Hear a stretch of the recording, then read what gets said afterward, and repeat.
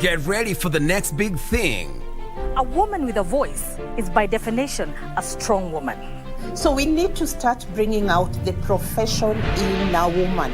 When we demonstrate, they will come when we've been tear gassed, not when we want to pass the message.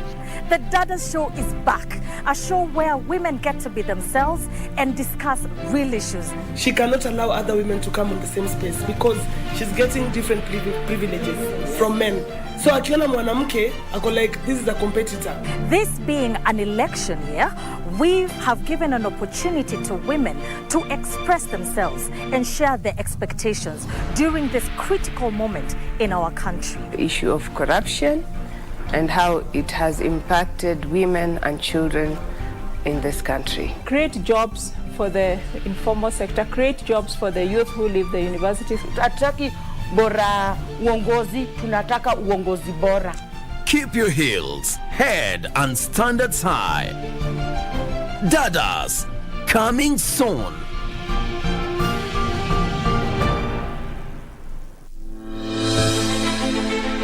Are you an aspiring candidate in the upcoming general elections? Do you want your agenda and manifesto to reach your voters effectively? At KBC, we have the most comprehensive and credible online platform that has profiles of all prospective candidates. Log on to www.kbc.co.ke/2022 aspirants and let Kenyans know more about you, your past achievements, your manifesto, and your development agenda once you get elected to office. What's more, the website is easy to navigate. We will create your profile, post pictures and short videos with your campaign messages at affordable hosting fees. Log on to www.kbc.co.ke/2022 aspirants today and establish your brand authority as we lead towards the forthcoming general elections.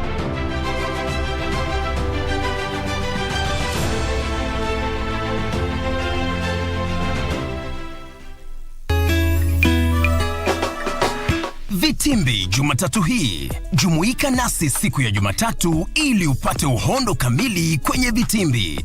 Hiyo basi usikose burudani tosha kila siku ya Jumanne hadi Alhamisi saa 1:35 katika tamthilia ya Maza.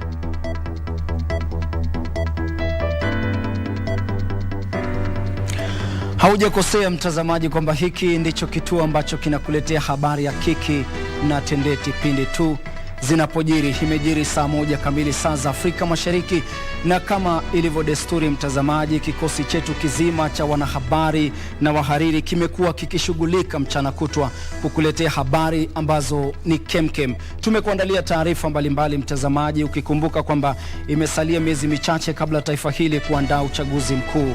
Tumekuandalia pia taarifa mbalimbali kutoka maeneo mbalimbali humu nchini, lakini kumbuka pia matangazo haya yanapeperushwa moja kwa moja kupitia tovuti yetu maridadi kabisa ya www.kbc.co.ke. Ukiwa kwenye Facebook, Twitter na vile vile YouTube utapata matangazo haya at KBC Channel 1. Lakini kama ilivyo desturi, kwanza ni kuamshe hamu. Hivi ni baadhi ya taarifa kuu kwa leo.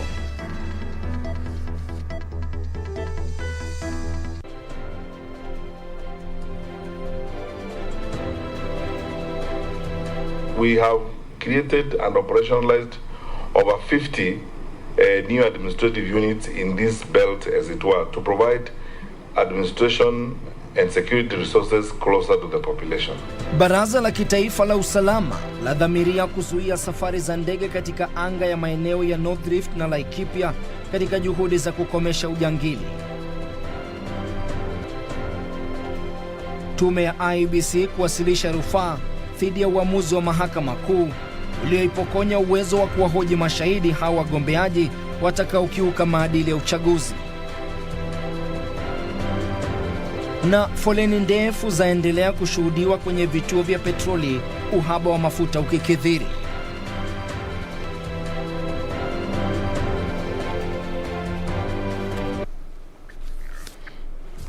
Anayekuwasilishia matangazo haya kwa lugha ya ishara ni Susan Thuku. Mimi jina langu ni Ben Chumba. Karibu. Serikali imetumia 21% ya rasilimali za kikosi cha polisi kukabiliana na ujangili katika maeneo ya North Rift na Laikipia. Waziri wa usalama wa taifa Fred Matiang'i aliwaambia wabunge kuwa Baraza la Kitaifa la Usalama limedhamiria kuzuia safari za ndege kwenye anga ya maeneo hayo kwa muda wa siku 30, mbali na kuwapeleka wanajeshi kuchimba vidimbwi vya maji. Lakini jinsi ripota wetu Gishuki Washira anavyotuarifu, viongozi katika maeneo hayo hawajaridhishwa na hatua zilizochukuliwa kudumisha usalama katika maeneo hayo.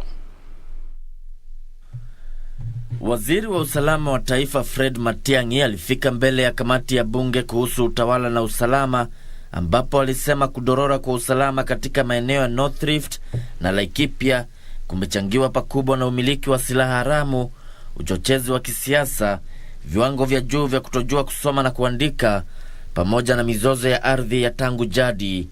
Matiang'i aliwafahamisha wanachama wa kamati hiyo kwamba serikali imepeleka 25% ya rasilimali za idara ya polisi katika maeneo hayo kulinda usalama.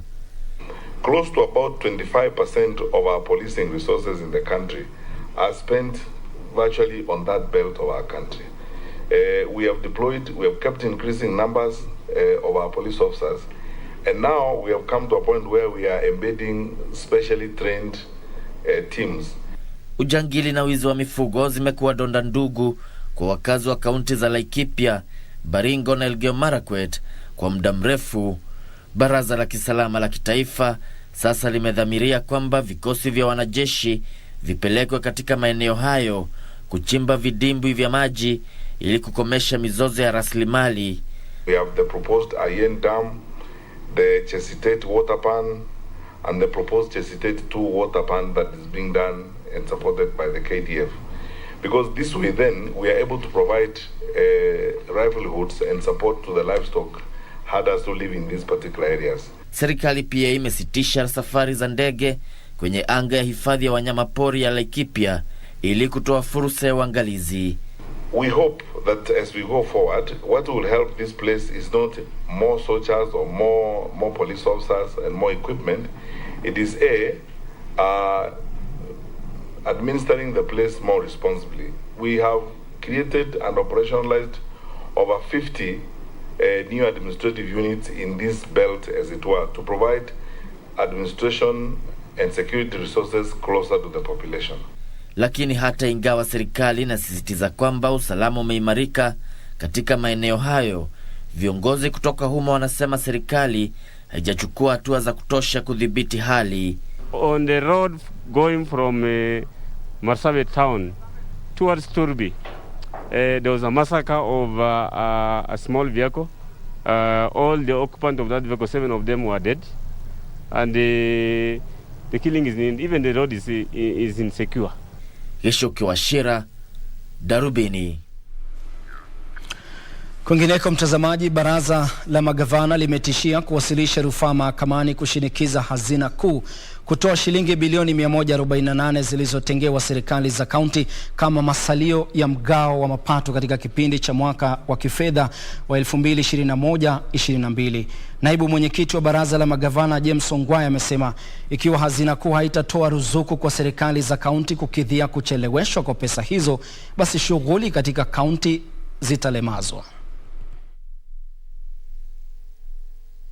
Katika mgao mapato mwaka uliopita, serikali za kaunti zilitengewa fedha za usawazishaji cha kima cha shilingi milioni 370, huku ikisalia miezi miwili kukamilika kwa kipindi cha matumizi ya fedha za serikali cha mwaka 2021-22.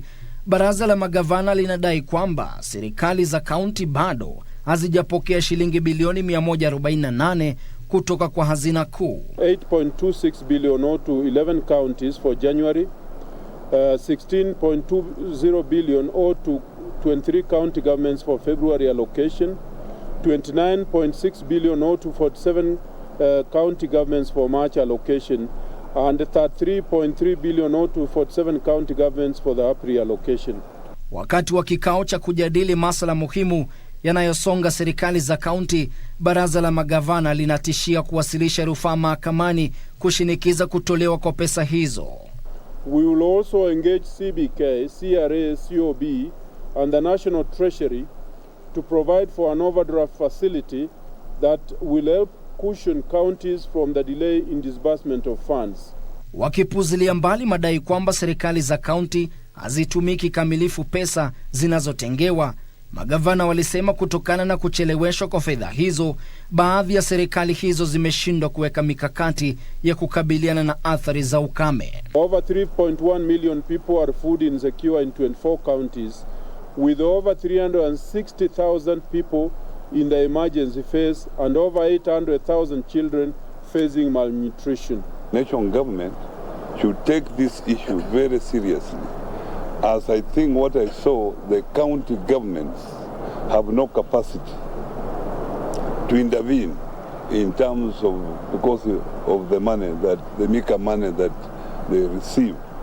We also continue to appeal to international community, particularly the ones involved in humanitarian undertakings, to come in, because we have a looming disaster, and now that the rains for April, the onset has delayed, things are bound to worsen. Na huku uchaguzi mkuu ukikaribia, magavana wanasema wameanzisha taratibu za mpito na kupokezana mamlaka. Na sasa tume ya IEBC imesema kuwa itakata rufaa dhidi ya uamuzi wa mahakama kuu ulioipokonya mamlaka kamati yake ya utekelezaji maadili kwenye uchaguzi kumuita shahidi au mgombeaji yeyote atakayekiuka maadili ya uchaguzi. Kamishna wa tume hiyo Irene Cherop Masit amesema tume hiyo ilitekeleza wajibu wake kulingana na sheria ilipomuita mwakilishi wa kina mama kaunti ya Murang'a Sabina Chege kufafanua madai ya wizi wa kura wakati wa uchaguzi mkuu wa mwaka 2017.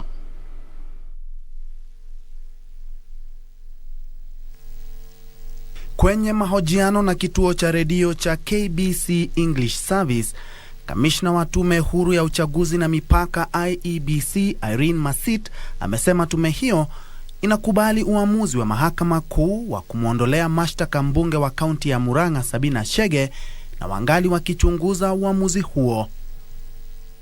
We've just petitioned the court on appeal. We are a law-abiding commission and we abide by what the courts say. So we are going and we'll keep you posted. I know it will be in public domain. This committee is anchored in law. Actually, it's in the Elections Act. It's law. We are starting actually the judgment and we'll be giving our opinion on the same soon.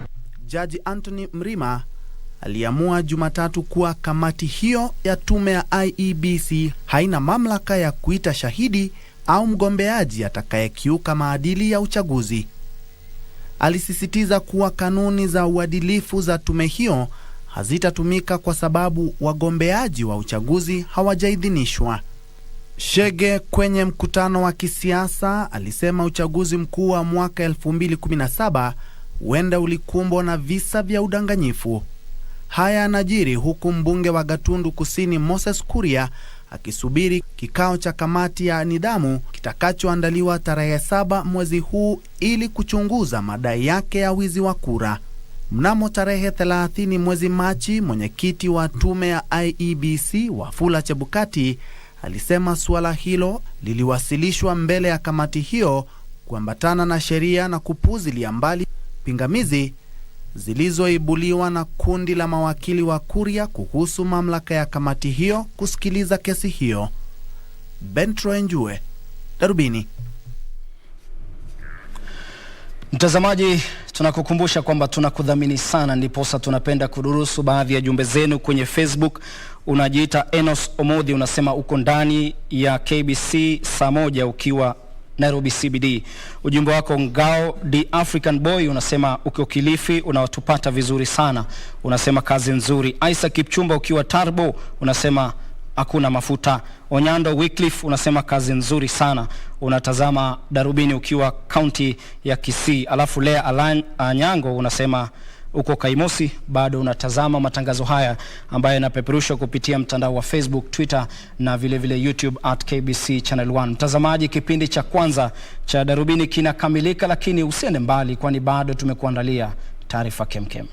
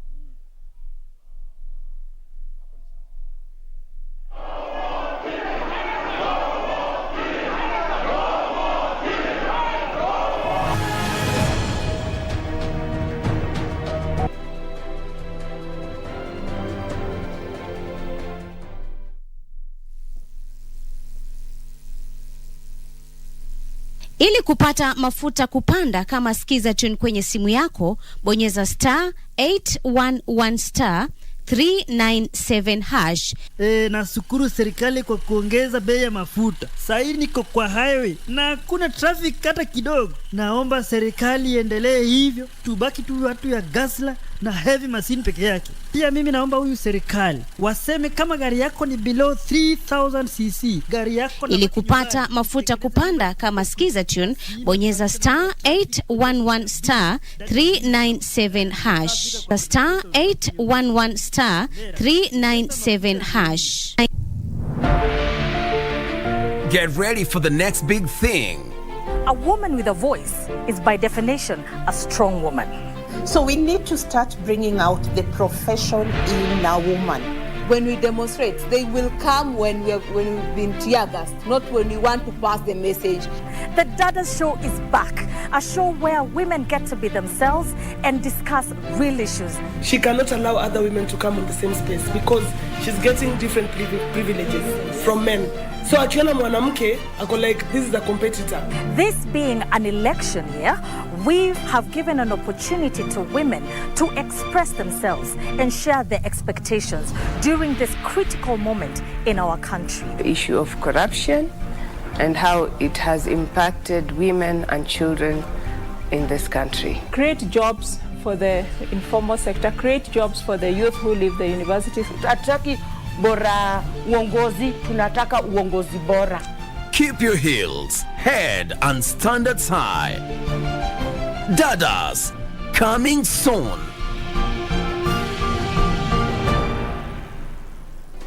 Do you have a new story to share with KBC? Get in touch swiftly on email news@kbc.co.ke or call 0723 892 654 or 0734 780 124.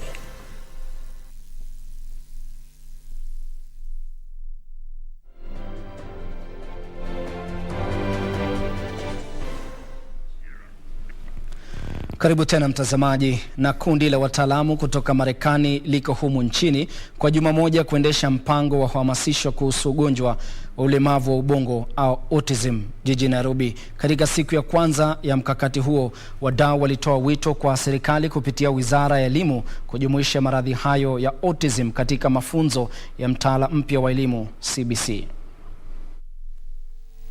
Wakati wa uzinduzi wa mpango wa uhamasisho wa wiki moja kuhusiana na watoto wanaougua ugonjwa wa mchanyato au autism, mwenyekiti wa kamati ya bunge la taifa inayoshughulikia masuala ya afya Sabina Chege alisema kuna haja ya ushirikiano zaidi baina ya wadau wote katika kuhakikisha watoto wanaoishi na maradhi hayo wanajumuishwa ipasavyo katika jamii. I think coming together, and that's why I said through the societies, even through the Ministry of Education, because we have KICD that does the curriculum, we can be able to have more special schools. I know the ministry was working towards integrating, not separating them, but integrating them with the system. But we also appreciate that not all of them can be integrated within the normal system. And so a parallel program like what the city primary they are doing is very important to be. Chege alisema kuwa idadi ya walimu waliopewa mafunzo maalum kuhusu namna ya kuwashughulikia watoto wanaoishi na ugonjwa huo inapaswa kuongezeka. We also making sure that in our institution we also training enough special teachers, and not just training them about I am a teacher by profession, not just about teaching in a class, but also how do we train them on how also to take care of, even to offer support. Some of these parents are in depression, they are overwhelmed. So when such a parent comes to you, apart from them bringing a child, are you also able to offer support to the parent? I think it's all of us. It's a responsibility that we need to take, all of us. Kundi la wataalam kutoka Marekani wanaongoza kampeni hiyo. So from the parents training, I like what they're doing here. They're also training them on the therapy and what needs to be done. It needs to be part of education, the basic education. So the ministry cannot run away from it. We train them on how they can actually teach these kids skills in the home, because not everyone can afford evidence-based services. But when we give them the skills, when we give them the strategies, then they are able to actually do that. Mpango huo wa wiki moja utashuhudia kutolewa kwa mafunzo maalum kwa wazazi, walimu na watu wanaowatunza watoto wanaoishi na ugonjwa huo kuhusu namna ya kuwashughulikia watoto hao. Beatrice Gatonyengetich, Darubini. Na familia moja, mtazamaji, katika mtaa wa Dandora, kaunti ya Nairobi, na mtafuta mwanao aliyetoweka tarehe 30 mwezi Desemba mwaka 2021. Kabla ya kutoweka kwake, Sean Hedwin Hamilton wa umri wa miaka 6 alionekana katika mtaa wa Dandora Phase 4 akiwa amevalia shati ya samawati, suruali ndefu nyeusi na viatu vyeusi. Carol, ambaye ni nyanyake Sean, amesema mtoto huyo ni mchangamfu sana licha ya kuwa na ugonjwa wa kifafa. Yeyote aliye na habari kumhusu alipo Sean, unaweza kupiga ripoti katika kituo cha polisi kilicho karibu nawe. Nilipotea Korokocho Desemba tarehe 30 Thursday 2021 kwa kitu kama saa 8 Desemba. Sasa hiyo wakati nilikuwa nimemwacha kwa nyumba. Mimi nafanya Dandora Kinyago Police Station. Sasa mtoto ananipendanga sana, akikosa kuniona hawezi kula, hawezi fanya kitu. Sasa ni kama alitoka kwa nyumba. Kutoka kwa nyumba alikuwa anajaribu kuja pale nafanya kazi. Kuja pale nafanya kazi. Sasa saa 8 ndiye alionekana mara ya mwisho Desemba tarehe 30.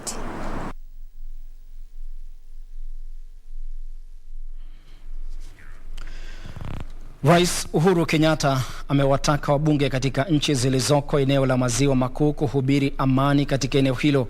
Kwenye hotuba yake katika kongamano la wabunge kutoka nchi za eneo la Maziwa Makuu iliyosomwa kwa niaba yake na Waziri wa Usalama wa Kitaifa Fred Matiang'i, Rais Kenyatta alitoa wito kwa wabunge hao kuhusisha raia katika harakati za kuzuia na kutatua mizozo. Wabunge hao kutoka nchi 12 wako nchini Kenya kwa mkutano huo wa siku 3. Spika wa bunge la Seneti Ken Lusaka ndiye rais wa kongamano la mataifa hayo.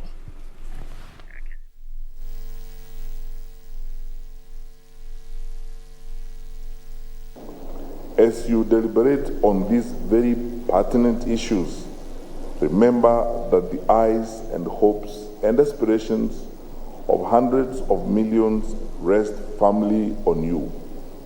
I trust that you shall lead the region into a bright new dawn that is free of conflict, that is bold and responsive to the desire of our people for peace and prosperity, and which breathes life into the unity and common purpose that must be the foundation for our individual and collective peace and security. Our legislatures have a unique role to play by continually addressing the issues of equitable distribution of resources and economic development. Parliamentarians are critical in creating and sustaining the enabling environment that guards against the emergence and escalation of conflict. Kenya is going to have its elections this year in August.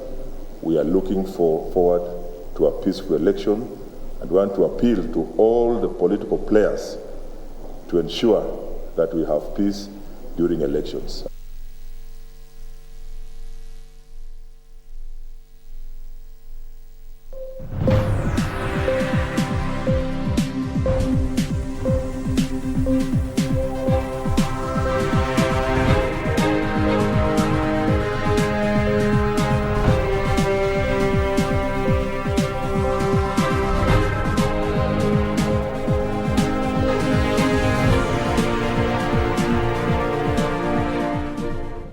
Na katika habari za fulusi tunaripoti kwamba kampuni za kibinafsi zililazimika kupunguza ununuzi wa bidhaa katika mwezi wa Machi kutokana na kile ambacho benki ya Stanbic inasema ni gharama ya juu ya bidhaa.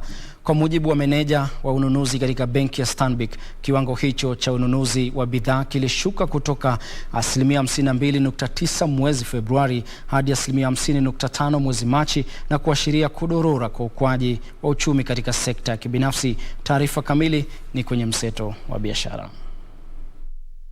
Makadirio ya hivi punde ya benki ya Stanbic yanaonyesha kuwa bei za bidhaa na ada zimekuwa zikiongezeka tangu mwanzoni mwa mwaka 2014, huku vita nchini Ukraine vikichochea kuongezeka kwa ushuru ama matatizo mengine. Ripoti ya benki hiyo inadokeza kuwa shughuli za kiuchumi zilidorora mwezi uliopita kuliko mwezi uliotangulia. Kudorora huko kulitokana na ongezeko la gharama ya maisha ambayo ilisababisha mahitaji ya kupungua miongoni mwa wateja pamoja na kupungua kwa shughuli za uzalishaji. Wakati huo kampuni ya bima ya UAP Kenya imeandikisha faida ya shilingi milioni 543 ya kabla ya kulipa ushuru, hiyo ikiwa ni upungufu wa 25% ikilinganishwa na faida ya shilingi milioni 720 iliyonakiliwa mwaka 2020.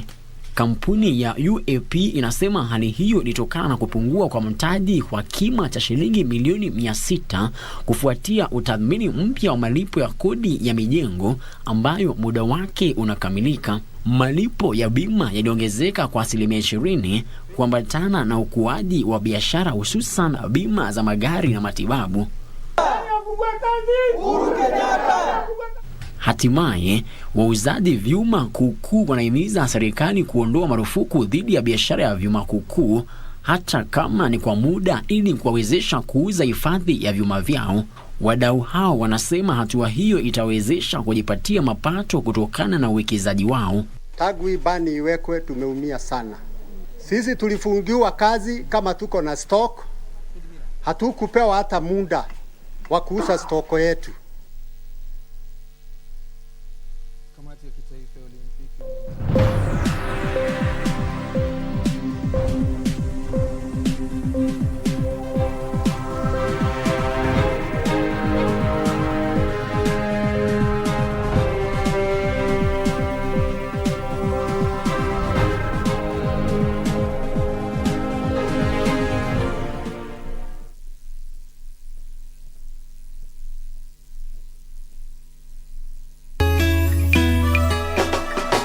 Vitimbi Jumatatu hii. Jumuika nasi siku ya Jumatatu ili upate uhondo kamili kwenye vitimbi.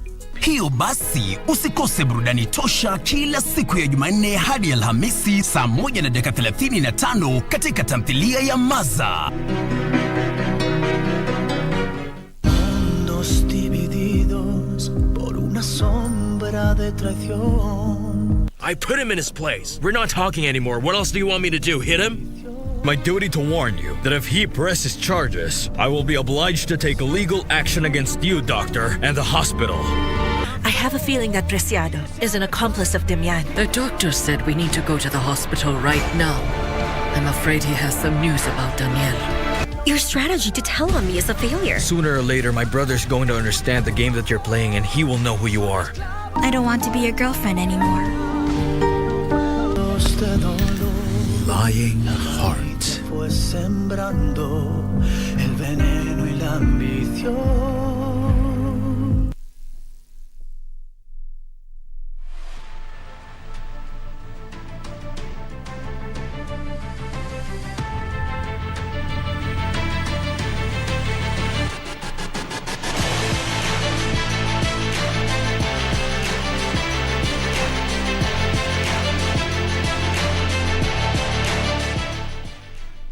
Karibu sasa mwanaspoti, tuelekee viwanjani. Ukiniita KD bila shaka nitaitika. Kinara wa shirikisho la riadha humu nchini Jack Tuwei amesisitiza kuwa mikakati mwafaka itawekwa ili kuhakikisha wanariadha wanadumisha nidhamu ya hali ya juu na kuzuia utumizi wa dawa za kusisimua misuli. Kwingineko, kamati ya kitaifa ya Olimpiki maalum itashirikiana na waandishi wa habari za michezo